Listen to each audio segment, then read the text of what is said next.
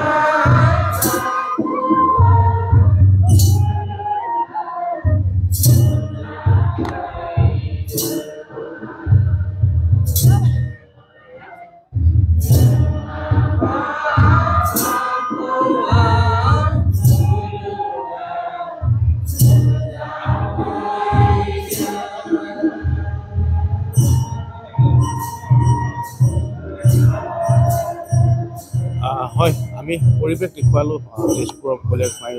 থানৰ পৰা আৰু এনেদৰে আধ্যাত্মিকতাক গুৰুত্ব দি পশ্চিম তেজপুৰ বাথৌ মহাসমাজৰ দ্বাৰা পৰিৱেশিত কৰা হ'ল আৰজ আপুনি বিচৰা বাতৰি পাব কেৱল নিউজ 18 এপত নিউজ 18 এপ ডাউনলোড কৰিবলৈ স্কেন কৰক এই QR কোড গুগল প্লে ষ্টৰতো পাব এই নিউজ 18 এপ